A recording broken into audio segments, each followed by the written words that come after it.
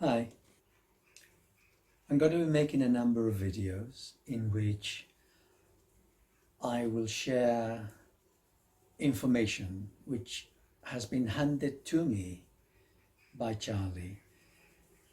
Now, one of my sons already thinks I'm mad and is very concerned for my sanity because I rely on this higher self, higher soul, something other than me, something greater than my ego, who communicates with me, and I ask questions and I get answers. So if you, after listening to what I say, think that I'm also a bit kooky, you're in good company, regardless. Today, I wish to speak with you about the second chakra and the soul, specifically the fragment of soul. And putting my cards on the table, I will say that we all have soul. We are not just a machine, we're not just an ego machine. There is something greater that interacts with us, and this something greater that directly interacts with us or may interact with us consciously, I will call a fragment of soul. I say a fragment of soul because our soul exists beyond time. It's still in a space, it's another dimension. It's very, very, very close to us. We think of ourselves as being in this third dimensional world, and like this is all there is, but it isn't. There are at least two other dimensions. I have no doubt there is, myriads more, but there are at least two other dimensions very close to us, and they're gossamer thin, and it's hard for us to get our head around this. But the dimension, those two dimensions, what I call dimension number 9 and number 12, they're gossamer thin in relation to this three-dimensional world. And so our soul exists within the 9th dimension, which is a space beyond time. And we ourselves, we are within time.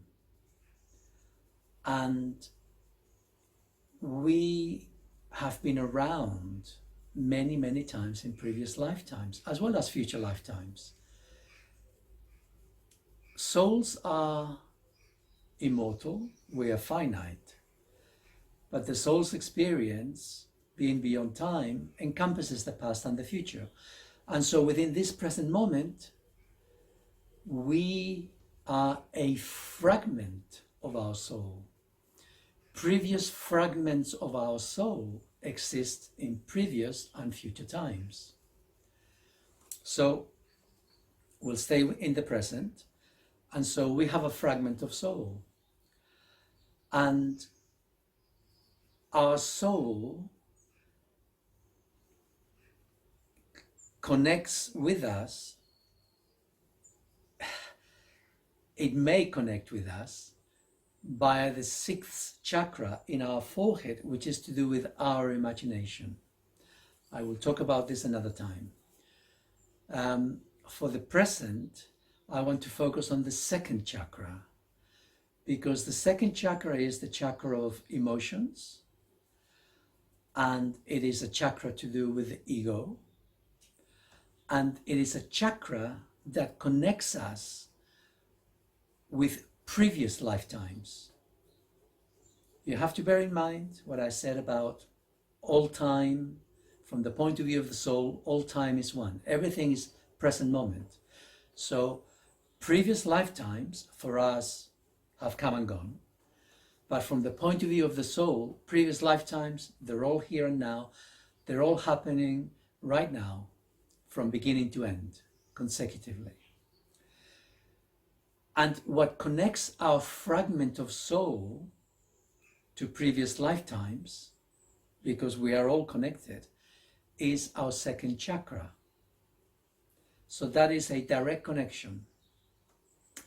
However, this second chakra to do with emotions is also to do with our ego. And our ego is fear-based. Our ego is a mechanistic attribute of our human body. And we are designed to survive our environment. And we do that with our hormonal system, which will infuse us with energy at a moment's notice. You know, all manner of changes occur within a human body as a result of fear. It can make us fight, it can make us run, it can make us seize up, almost like we're dead. You can see this in animals very clearly. So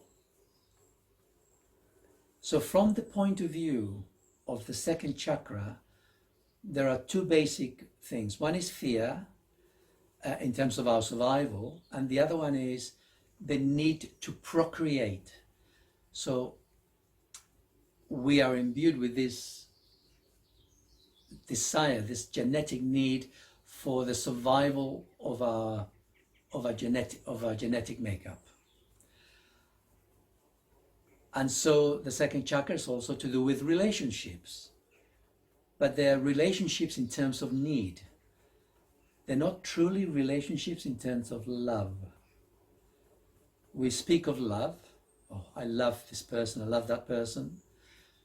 But really, that isn't love, that is need, is biological need, both for survival, because we're fearful of being alone, and for survival in terms of procreation. Okay. The world today, 98% of the population, they're all encased in fear right now. Fear is what is motivating people. The problem with being in fear is that there is no room for love. But fear itself, as an emotion, generates an energy. And so this is the cookie bit. Our second chakra, for the past 3.5 million years, has been hijacked by a low-level parasitical soul entity, which is attached to the moon. The moon itself hasn't always been there. The moon is half a planet, maybe less, maybe a bit more, which existed between Saturn and Mars, the remnants of which, the other half, is the asteroid belt.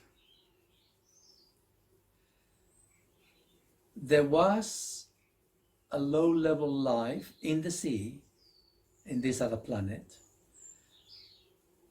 and when the planet was destroyed as a result of wars between that planet and the people in Mars, the Martians, the half of it that went off turned into the moon, and the sea life from that planet, or rather this particular sort of evolved but not very evolved soul life within the planet,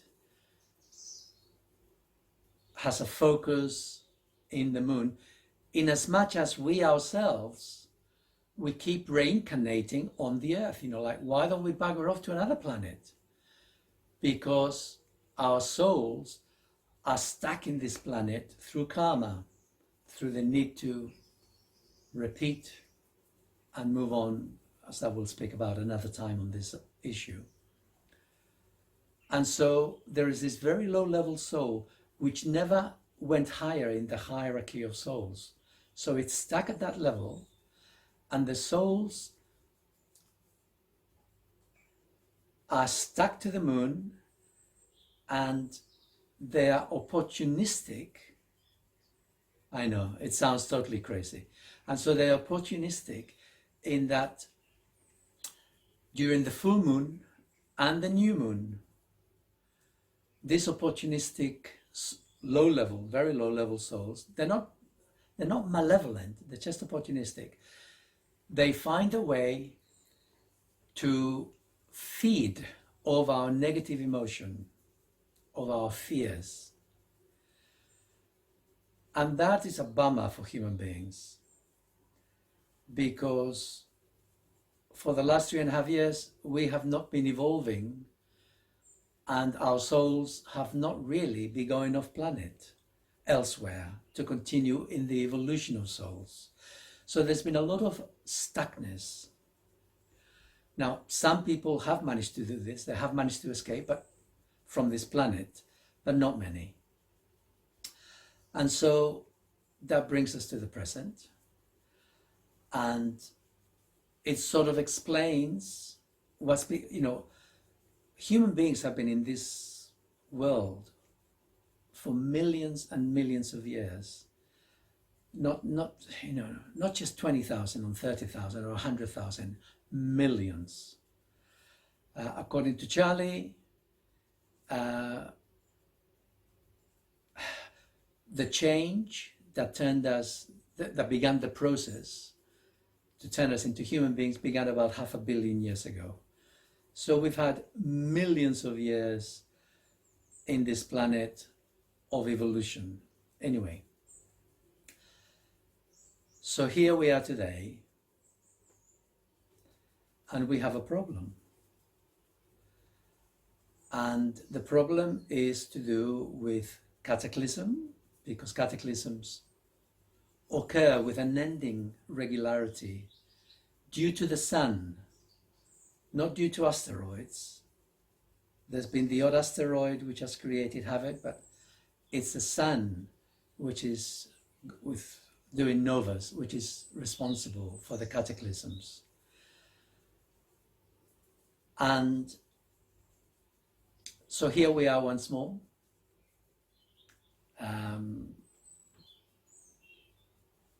25 years from now, when this event happens, there'll be about 6.3 billion people left on this planet. And some of those are due to go off planet.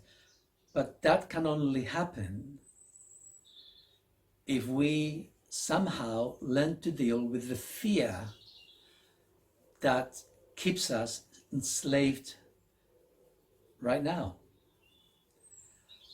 So we are enslaved within our egos, within fear, and we need to move beyond this into our hearts, because you can either have fear or love. You cannot have both. You cannot have love and fear. So you're either in a state of fear or you're in a state of love. There is a scale of moving up, and in terms of levels of consciousness, which I talk to a great length on my website, there is this gray scale between level 200 and around 450, and there is around 70 million people on the planet, the last time I asked, who had now reached the point of semi-separation, i.e. they're not totally lost in their egos, they're able to look above the parapet, and they're able to look at the world from other people's perspective, not just their own, not just from within their fear. They're able to move beyond it, but their ego still quite strong, and their mind, their belief systems are still very rigid. because you need to bear in mind that these 3.5 years have not gone by in vain. In these 3.5 years, million years, sorry, in these 3.5 million years, as a result of what I call the critters, and I'll just share here that I really enjoy David Icke, listening to David Icke. And he's got his theory, and he calls them the Wutiko, or the Cree, all to do with, from what he's read, to do with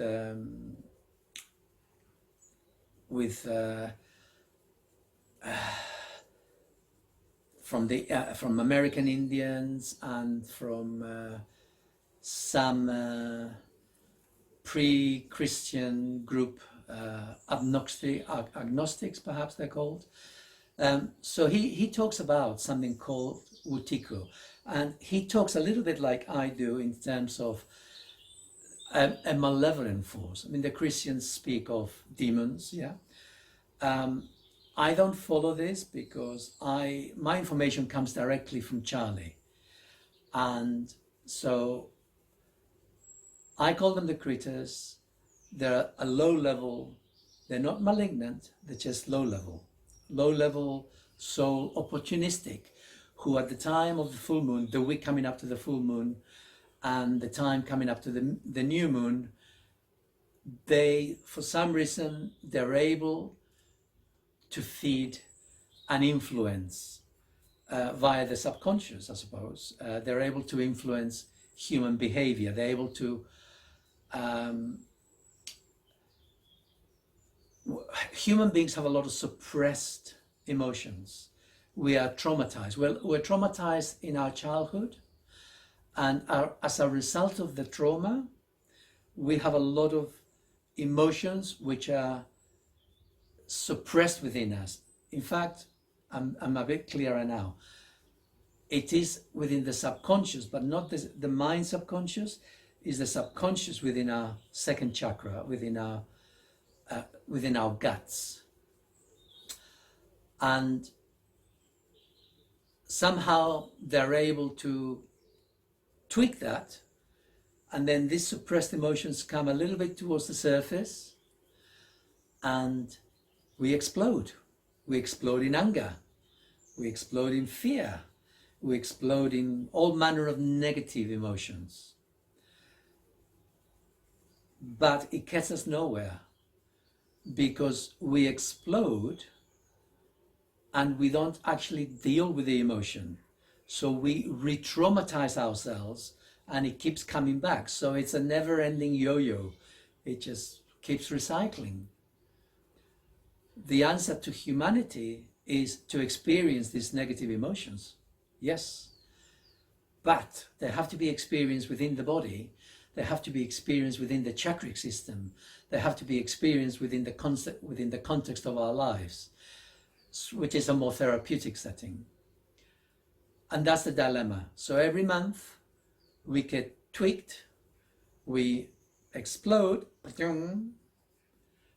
in different ways, not necessarily anger. And it's a feeding frenzy. The creatures can then go,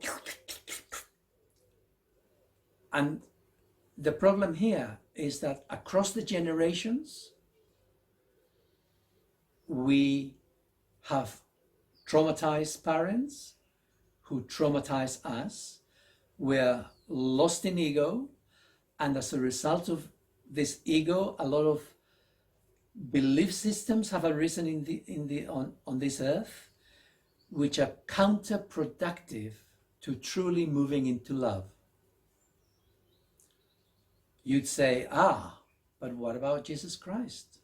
He came and he told us, love is the way. Guess what? 2,000 years later, here we are. How many people are truly in a place where they can say, I feel love for myself and for others? How many people can truly look at themselves with kind, loving eyes? Not many, because we're stuck in fear. So the second chakra is about emotions. It is about the child within us, and it is a part of us that we need to escape from, but which we cannot escape just because we want to escape.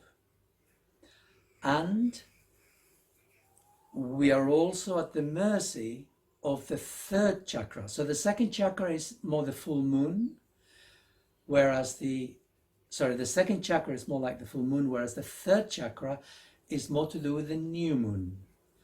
The third chakra tweaks us in our belief systems, but I will save this for the next video. And I will keep adding information to this so that hopefully you will start to appreciate the pickle that we're in, that humanity is in, and hopefully if you keep listening to what I share, you will start to see a way out of our dilemma. You've heard from many places, reality as we know it is not real. You know what? It is true and it's not true. We do create our reality, and we create a horrible reality of pain and suffering, and it doesn't have to be. Listen to what I share and you will start to get glimpses of the way out, I hope. Okay, I hope you enjoy this. You can go to my website, salmarch.co.uk. Lots of information there. Whet your appetite. Take care for now. Bye-bye.